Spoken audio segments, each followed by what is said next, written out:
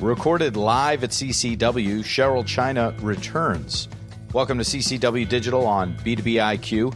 I'm your host, Seth Adler. Download episodes on ccwdigital.com or through our app in iTunes within the iTunes Podcast app in Google Play or wherever you currently get your podcasts. First, some supporters to thank, and then Cheryl China.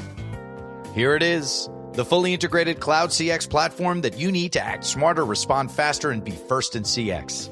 Now you can turn innovation into value, scale up when you need, and add new capabilities whenever the situation demands it. One experience, a single unified solution for employees and customers. One cloud, a single cloud offering based on AWS public cloud technology. One path for migration to the CX1 platform. The fully integrated cloud customer experience platform from NICE, allowing you to be first in CX. Visit nice.com for more. Leaders responsible for operations, information technology, customer experience, contact centers, customer care, service and support are invited to register for a free CCW digital membership. Membership includes networking with 100,000 plus qualified industry professionals, quarterly executive research reports, product matchmaking, and more. Go to ccwdigital.com to join the community. That's ccwdigital.com. So Cheryl, I'll ask you to go ahead and sit down, and I'll share with you that I am Seth Adler. I host the B2B IQ podcast network. One of the channels of the B2B IQ podcast network is CCW. So in your phone right now, whether it's an Android, you'll look up B2B IQ, or an iPhone in the iTunes podcast app, you'll look up ccwdigital.com. Each week we've got an interview with an executive like Cheryl China from Citizens Bank, including including an interview with Cheryl China of Citizens Bank. So you don't have to listen to it now because we're going to interview her again in a different way, though. So it's investing in yourself so that you can invest in others. Right, Cheryl? You got it, absolutely. And so you and Stop. And so you and I, so it turns out that our chairperson, also heckler in chief. Oh, yeah, right. That's the name of the session. And so what we wanted to do was make sure that kind of everybody was sharing. So we'll do it as a little bit of a workshop because there's a piece on your brand. And so rather than focus on your brand, we'll focus on you and describing you. So I'm going to ask a few of you to just volunteer. How would you describe yourself in one or two sentences? And so since Chris and I ate dinner with Bill last night, I'll pick on Bill first. Bill, how would you describe yourself in one or two sentences? And grab the mic, please. I focus on the positive. I'm a big believer in positive energy, and that if you spread that positive energy, it comes back to you. So if you're around me for any period of time, you'll find that I'm not a hassle. Okay. What's the word they're using? Frictionless. Frictionless. There you go. So as you can see, Bill, total son of a bitch, right? No, clearly not. Josh, how would you describe yourself? Father of 3 beautiful children, entrepreneur, started 6 different companies. We're a little bit of a workaholic and recovering golf addict. Okay, and also a masochist, starting 6 different companies. That's just being terrible to yourself, let's be honest. How would you describe yourself, sir? I don't know your name, sorry. Good afternoon. My name is George. I am analytical, kind of boring, and a sports enthusiast. And did you notice the tone went down? Like he got to boring and he's like, now I'll deliver. How would you describe yourself, ma'am? I would say work hard, play hard. Uh-huh. I'm analytical also a sports enthusiast, but yeah. All right. I'm a little bit crazy at times. No, I'm not going to say. A little bit country, a little bit rock and roll. Unless you guys want me to. Right.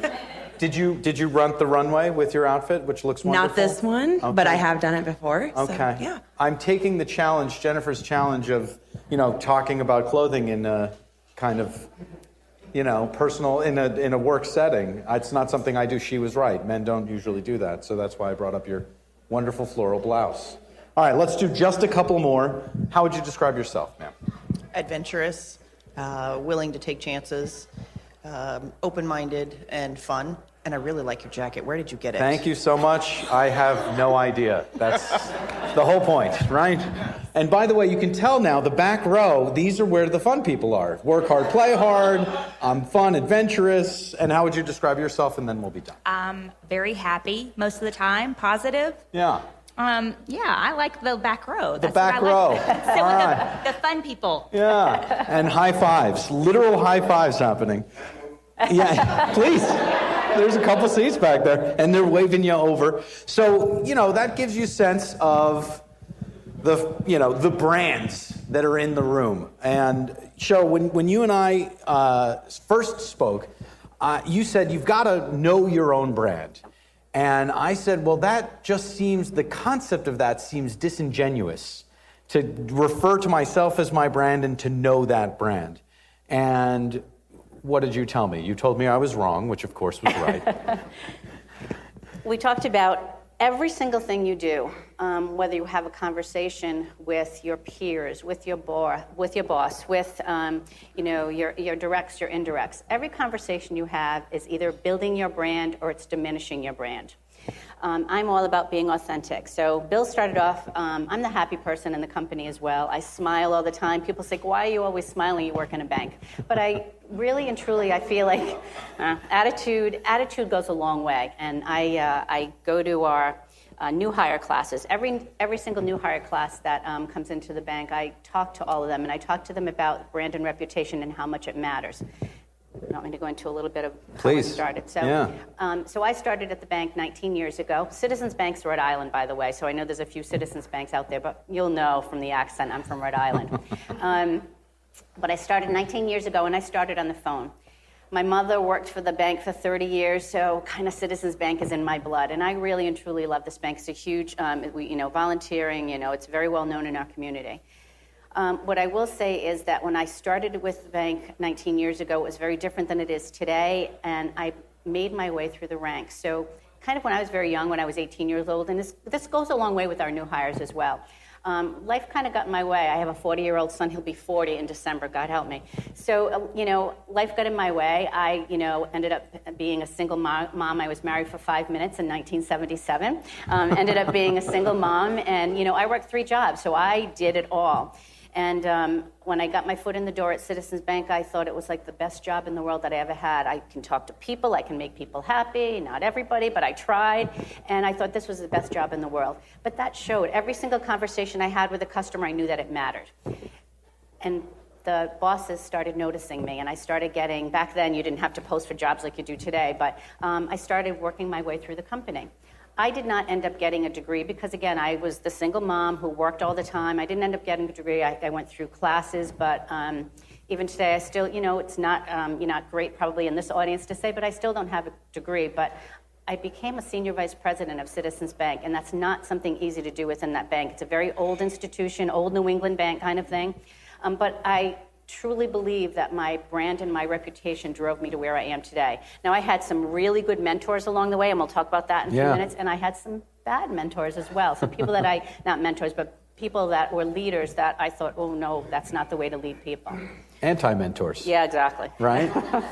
So, you're describing your young self, and you got to that by thinking, I address these new hires every time. Yes. And so we'll get into more of your background, but what specifically, empirically, do you every time share with a class when you get in front of them? Pretty much just what I just said. Okay, so then we've already done that. Really and truly. Box. So really and truly, it's every conversation you have matters, no matter who it's with. All of our calls are recorded, so I'm sure many, many call centers, the calls are recorded. So I tell them, if you want to get to the next level, the first thing I'm going to tell one of my managers to go do is listen to their calls. Go see how they're doing when it's completely unexpected. So every conversation matters. And I tell them not to buy into gossip. Contact centers are rife for gossip. So don't buy into gossip. Listen to what your leader's telling you. This is like a learning opportunity for all of them. And that's what that's what the expectation is. Kind of keep your ears open, keep your eyes open, and maybe even kind of keep your mouth shut a little bit. Exactly. Learn. Take it all in. Absolutely. Right. So you mentioned that in this group, it's not great to say that you don't have a college degree. I would imagine that everybody sitting in the group, when they hear Citizens Bank and SVP, it doesn't matter anymore. you already did the thing. Yes. You know, you're an SVP. It's over. Yep. You don't have to worry about that, which brings us to your brand. So how would you describe yourself, as the others did, kind of on our way in? Authentic. So I always tell people, this is it. You know, what it is, this is what you see is what you get kind of thing. Every single morning, I have groups in Rhode Island and I have groups in Pittsburgh. So every single morning, not in Pittsburgh, I go there once a month, but I make it a point to go by every single agent every morning, even the folks that don't work on my team. So I have escalation teams, as Chris alluded to a few minutes ago, but I make sure I walk around and just a presence. I wish all of the leaders in our company did that, but they don't. But I think it's really important to walk around, good morning. It's really important to listen. And again, I'll get into that a little bit in a little bit, but it's really important to listen, to know names. I think that's huge, and I'm horrible with names. So if I've met people here, I'm horrible. So it really takes concentration for me to remember names. There was a lady we met yesterday, and she said her last name rhymes with wacky. I'm like, I'll never forget her name, because you have to kind of take a name sometimes and make a game of it. Exactly, Yeah. and that's what I did. Yeah. But I think it's the small things that really matter to our frontline folks. You mentioned mentors, some good, some not so good. So let's dive into your past a little bit. You kind of fell into your life, I think, is the terminology that you use. Yes. Right? Also, 1977, a fantastic year as far as music is concerned. Do we want to go there again? Yeah, no. No. The Talking Heads put out 1977. There was a lot going on at CBGB's down in the Village, a lot going on I'm in Rhode the Island, Bronx. not New York. There's a big difference there, okay? Which is why we'll get into another one of your songs, and you have to be truthful this time. Okay. With what Cheryl was listening to back in the day.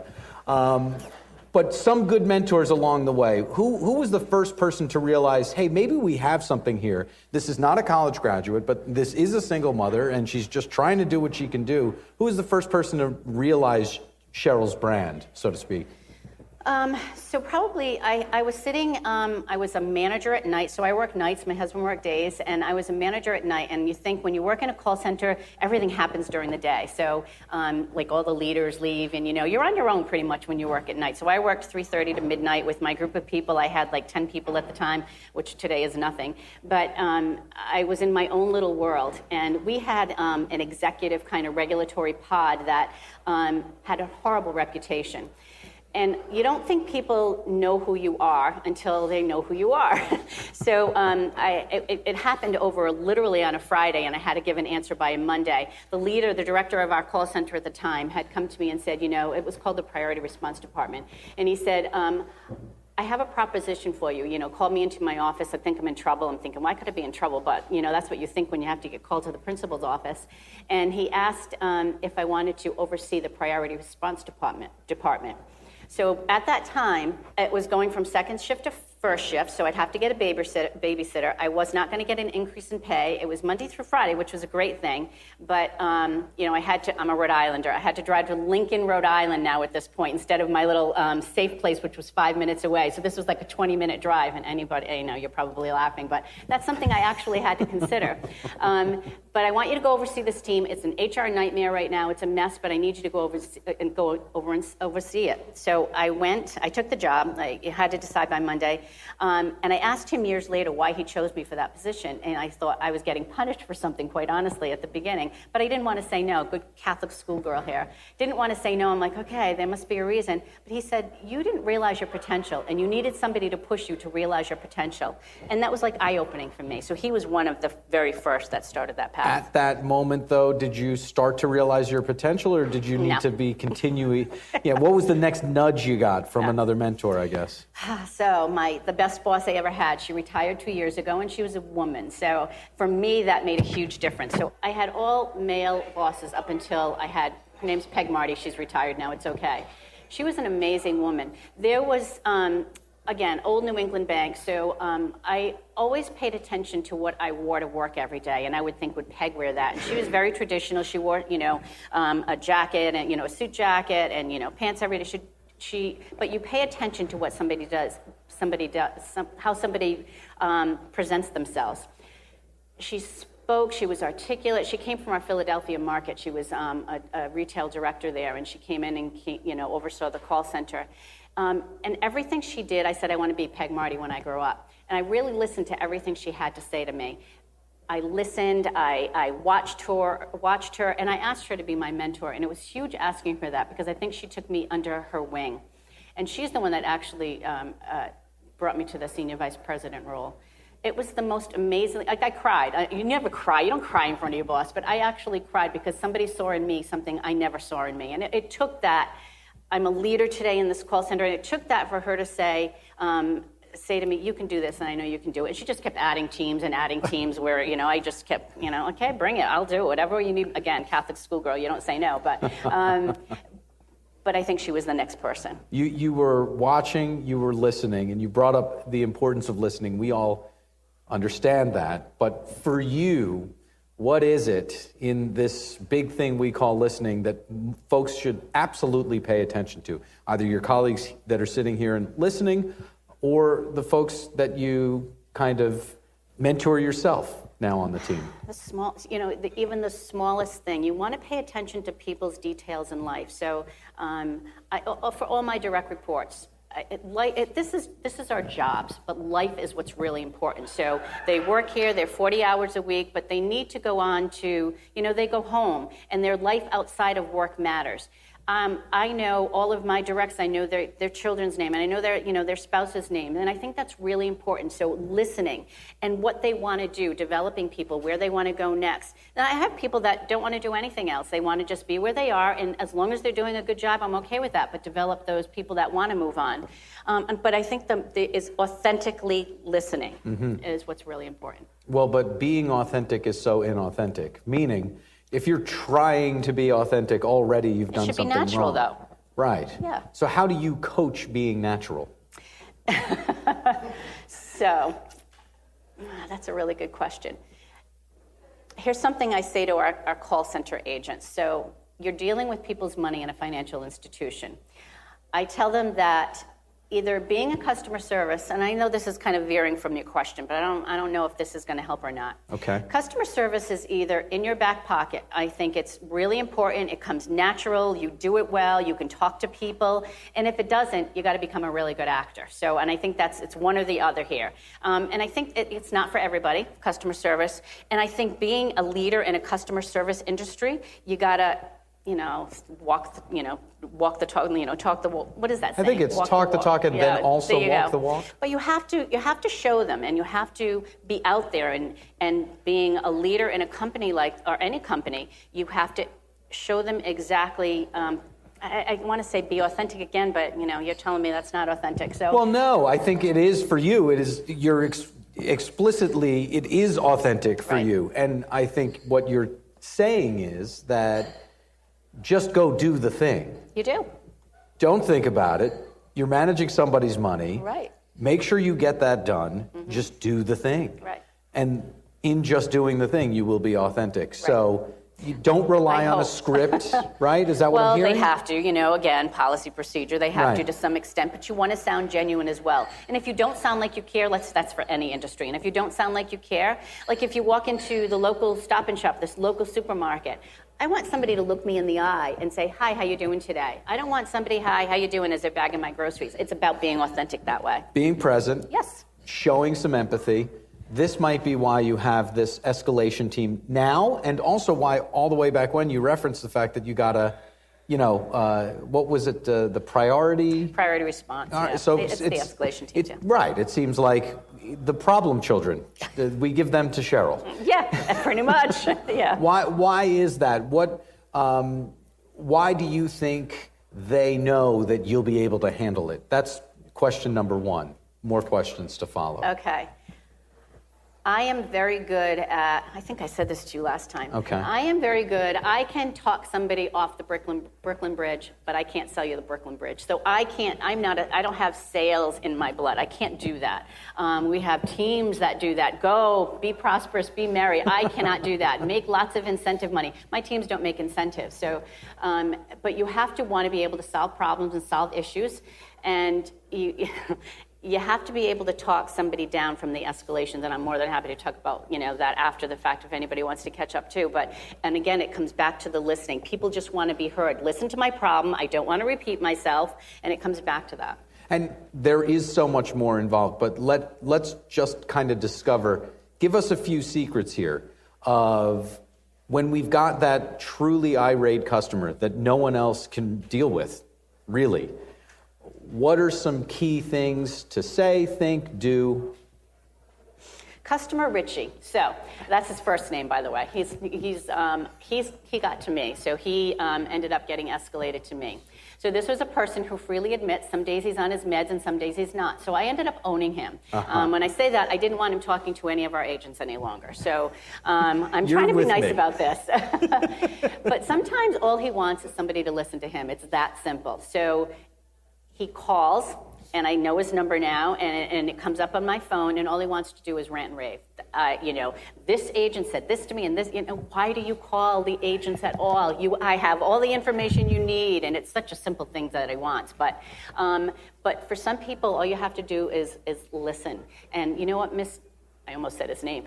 Sir, I'm really sorry about that. And that's about expressing empathy, but being genuine. And it sounds like you really care. And now he started talking to me about personal things as well. So I will ask him, he has a cat. So as you can imagine, I'm sure things are going through your mind right now. How's, your cat doing? Is your cat feeling better? That kind of thing. So it's being personal and making sure the person on the other end of that phone knows that you're actually listening to them. Right. You have had to basically learn what you're doing along the way. This is something that comes very natural to you. Yes. And you've had to inform yourself about what you've been doing so that you could not only, rise in the organization, but then also kind of teach others. This gets into investing in yourself. One of the themes here for this session is investing in yourself. First, what do you mean by that? You have to take the time to take it upon yourself. So I was never very good at saying I want a raise or anything like that. I've always found those conversations really difficult. But I never had a problem telling my bosses, I want to go to this conference and I want to learn this, executive leadership for women, or, Babson College had a whole, week-long executive training program. I never had a hard time articulating that that's what I wanted to do. So anything where I could better myself and learn. So 4 years ago, I started coming to Call Center Week, and this is not an ad for Call Center, it's not even Call Center Week, Customer Contact Week. I mean, you're on the board, I know, CCW, I know. It comes very natural to me. CCW, and we'll leave it at that. So, Dina Ebert, I think that was her name. So, I think that's her name. She started with the fish philosophy 4 years ago, and it's very basic. It's that Seattle, the fish market, Pike fish market kind of thing. Right. She was amazing. I still, when I go to our new hire classes, part of that was attitude. And I still talk about attitude today. So the very first thing that I do was her exercise about, everybody take a piece of sticky note. Right now, tell me exactly how you're feeling, what's your attitude like. So I took so many things from the first 2 years of the conferences. But the fact that I was brave enough, I felt like I was brave enough, because, it costs money, to say, can you invest in me? The bank offers a lot of leadership and more manager classes than anything else, but these are the kind of things and the network opportunities that you have, and talking to other people that are in call centers that, whether it's, I had the opportunity to meet somebody from Lululemon and Men's Warehouse. These are, fashion, it's not banking. They're all going through the same kind of issues that I'm going through. Their top 10 problems are probably my top 10 problems. And it was interesting to hear what that was about. So investing in yourself is kind of asking, you have to ask sometimes. So spending time getting to events, whatever they may be, but what about spending other time? What other kind of investment should I be making in myself? When Cheryl says invest in yourself so that you can invest in others, we'll get to that part. What else should I be paying attention to in terms of that self-investment? Somebody that you truly admire in your company, or even outside of your company. Watch them and watch what they do. So mine was Peg Marty. It's funny, I did an interview maybe about a year or two ago with a gentleman, and one of my questions in the interview was, so tell me who you admire and tell me why. His answer was Ryan Seacrest, which I found fascinating. But think about what Ryan Seacrest has done with himself, from this DJ to who he is. He's the Dick Clark of, this generation. So I thought it was a really fascinating answer. But watch somebody you admire and emulate what they do. I think that's key to it. For me, my key was Peg Marty. It really was. Obviously. And you said you watched, you listened. All right, so take the time, find yourself your own kind of mentor, whether that person's talking to you or not, because you were watching Peg, whatever she was saying, you were also just kind of paying attention to how she kind of presented herself. Carries herself, absolutely. What she did. What's this invest so that you can invest in others? What's this piece of it? So you want to take exactly who you are and who you've become, and now you want to develop others the same way. So when I tell you that I am this like authentic person, like let's go play pool and let's go have a beer, like that's me. So in my real life, it's funny when somebody said to my husband, "You're Cheryl China's husband?" Like I'm like thinking, what are you talking about, kind of thing. But that's the folks in the bank think of me in this kind of, I don't think of me that way, but they think of me as this role model, and I think, how did that happen sometimes? But it's, you don't have your own, sometimes you don't have your own sense of who you are and what you're worth. So today I will say, and it's hard for me to, again, Catholic school, I always go back to that. Yeah. It's hard for me to say, I have a good sense of worth in the company. People, I've been there for 19 years. I always say, I know where the bodies are buried. So, there's a lot that's happened in 19 years, a lot of change, but people come to me. They respect my opinion. They want to know, they want, Cheryl, what should we do in the call center? And I love that give and take. It makes you feel important. It makes you feel good, pat on the back kind of thing. But I feel like now, I'm 58, whatever, I don't care that people know my age. But as I've gotten older, I think it's really important to, for me to understand that, yeah, you did this, you did a good job, good for you kind of thing. Yeah.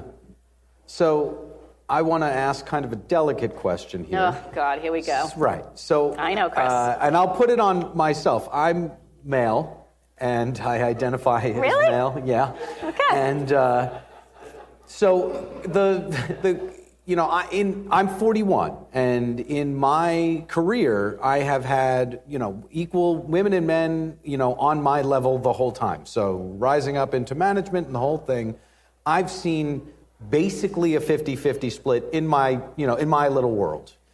And it surprises me that isn't the case.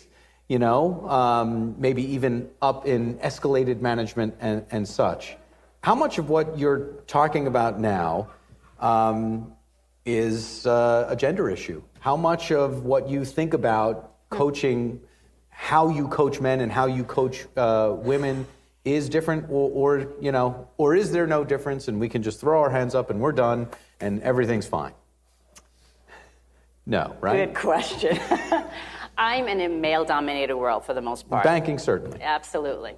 I was the only female, to my boss, my peers, I was the only female. We just hired another female for a very long time. So they all listen to me, though, which I really like. But all of my directs, except for one, are female. So, I'll mentor anybody. It doesn't really, for me, it doesn't really matter.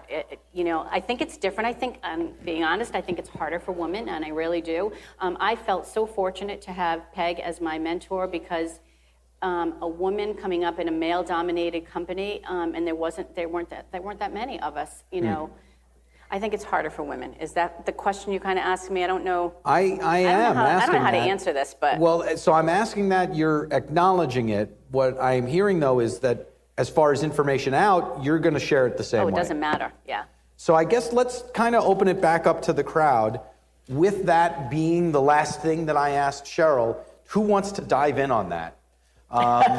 They're all jumping. Yeah. Is there anybody that wants to throw up their hand and have Cheryl kind of, answer a question maybe? Yeah, so I've heard recently, there's some statistic that for the most part, women are far less likely to go up for a promotion if they don't feel that they're fully qualified. On the flip side of things, a man could have like 2 or 3 out of the 10 qualifications and be like, I'm going for it, right? Yes. And so then we continue to see our sort of upper leadership being very male. So what are your thoughts on that? And was that your experience? I agree 100% with exactly what you just said. But again, it took me a very long time. So again, my age, hopefully I can retire in 6 years. But, I think that as you get older, you get bolder. So I think you get a little bit more, it's just about having experience. Again, I don't know if it's like just the way that I grew up. I don't know. You stayed in the background. I had no problem, like I said, asking, let me go to this, let me go to that. But asking for a raise terrified me. That list of 2 list of 10 things, I see 2 of them and I'm going for it, and you see 8 of them and you're like, well, I don't have the 2. Yeah, until I get to the 10. And I think part of it is because we feel like we have to be such perfectionists. We have to be able to handle everything and do everything home, homework, the whole thing. We have to juggle so much. Any other thoughts on this subject or other subjects? Yeah, here we go. Here's Bill. I really don't need this. You talked about the positive mentor. You mentioned that you've had some bosses that weren't so we're not looking for names, but I would love, because I've been around a long time too, and I've similar experiences. I'd like to know what was like the most negative thing that you experienced in that capacity. Sure. So that group that I told you that I went to oversee. So there was a woman there who was still there, and she was kind of my boss at the time. Little did I know at the time they were trying to weed her out of that role. Depending on her mood of the day, so we were in a very small, probably an area just like this, and there was 10 of us in there. And depending on how she walked in every single morning, dictated the mood for the day. And she was a miserable woman, and that's being kind. So probably 4 out of 5 days a week, she was just a very unhappy woman. It made it so difficult to work in that environment. Yeah. When she had the day off, we were all thrilled because, we could be ourselves again. But I always thought I will never be like that in front of people. I will leave my stuff at home. And she had a lot of stuff going on, but she wasn't a people person. And she, believe it or not, she's still with the bank today, but she's in a risk area all by herself. She doesn't have, direct reports anymore, which is great for her because she's a very smart woman, but she just can't handle people, can't be around people. That's when I realized I can do this. I can do that. I can, you have escalations are a crappy job. Let's face it. So you're always trying to build people. So we can do this. I probably shouldn't say this, but there's some of the especially people I've known for a very long time. I'll back rub their shoulders. Come on, Laura, you got this. You can do this kind of thing. So, but it's about building people up, and she couldn't build people up. And it's interesting. It's a good question, Bill, because essentially, you seeing her shortfalls show to you that, wait a second. If this terrible person can do this, come on, I can do this, right? Absolutely. All right. So any other questions for Cheryl? I have my 3 final questions, but go ahead. I was wondering, in your experience, it sounds like you love developing people, but have you ever, I'm sure all of us have, but have you ever ran into issues where you're trying to drag someone along and develop them, but they're just not gelling with you? Any tips for us new leaders to encourage the others? Is that a loaded question? I'm sorry. So I give everybody one hiring mistake. I've got my hiring mistake. I still do. So there are just some people that sometimes you make a mistake when you hire somebody, and there are just some people that they're your when we do ratings, it's on a 1 through 5 scale, 5 being the highest. So there's going to be the people that fall in that dead 3 all the time, and no matter what you do, you can't fire them because they don't do enough for you to fire them, but they're just there. They're more taskmasters than anything else, than leaders. Because you can't fire it, sometimes you just have to let them be. And sadly, I might pick up a little more slack on that. Very well-liked person kind of thing. But you just kind of have to go along with it and deal with it because you can't fire them. So in hope that you encourage them, I encourage people. You know what? There's an opportunity out here you might be interested in, that kind of thing. But that's almost, and what I'm hearing there is you've got the best and the brightest, fine, fantastic. You've kind of got the bottom of the barrel. You're not even talking about that because that, if you can't change the people type of thing. What you're talking about is that middle kind of marzipan of what do we do with this person? Yeah. So that's interesting. And I'm seeing this long, deep, slow nod coming from parts of the room on maybe some errors. Was there another question? Did I see a hand raised, or was that you're just saying hello? I'm scared now. It's Chris. No, it's fine. Chris has got a question. Have you ever taught women people you're mentoring how to go ask for a raise? Ask for a raise? Ooh. No. We don't get into that. No, I really haven't. I've talked to them about asking for the development opportunities, that kind of thing, and certainly volunteer opportunities because I'm big on that as well. But I still don't think I do that well. It's probably one of my shortfalls. Huh. So why would you give advice. Yeah, I can't give in an advice on area it if that's I not- can't do it well, yeah. All Yeah. right. But what about the community piece there? What you said that's important to you. How so? Citizens Bank is a huge community bank, and you have to give back, and I'm a proponent of that. And I think that it makes you feel good. So, and it's not just about feeling good; it's about helping others. So, for me, we buy foreclosed houses for military warriors in different areas of our bank, and we go in and we completely revamp the houses and we redo them, and then we give them the keys to the house, and it's mortgage free for them. That's one of the best things my bank ever did was that program, and we're still doing it today. And it makes you feel incredibly good. And just giving back, being a mentor, giving back your time to the community, you think everybody has problems, it's that whole thing of, you put all your problems in a fishbowl, you're most likely to take your own back.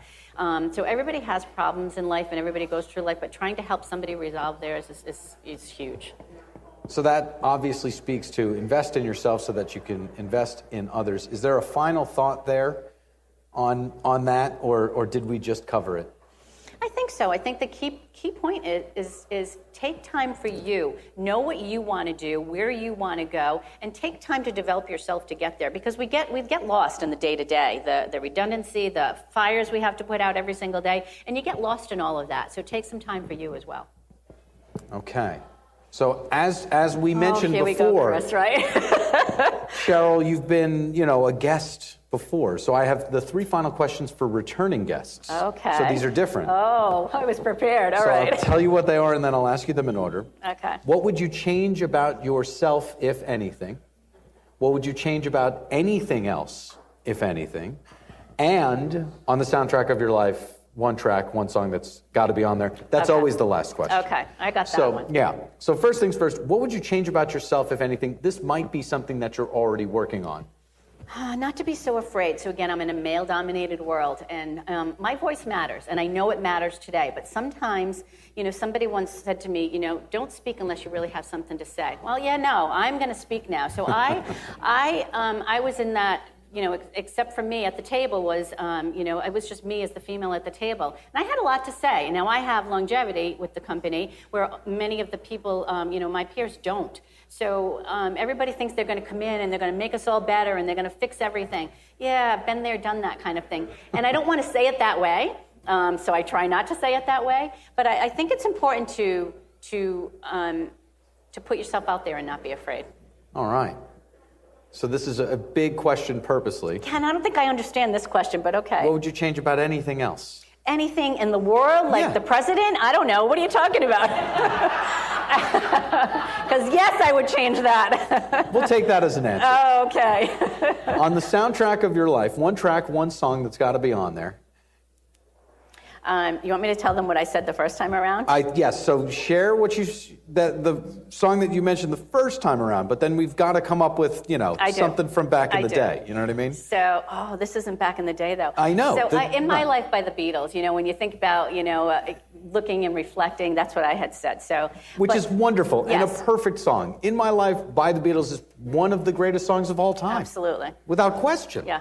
However, give us a sense, right? What were we listening to back in the day? One song, one track that's got to be on the soundtrack of your life. Cashmere, but if you want to... This is Led Zeppelin, by the way. I mean, it's my phone, it's my tune on my phone. But that's not what I was going to say, but that's not my answer. So The House That Built Me, Miranda Lambert, it's a beautiful song. It's about going back, realizing who you were and going back. That's the soundtrack of my life today. Fair enough. Ladies and gentlemen, Cheryl China. Thank you. Thanks again. And there you have Cheryl China. Very much appreciate her time and insight and really enthusiasm. Very much appreciate your time as well. Stay tuned.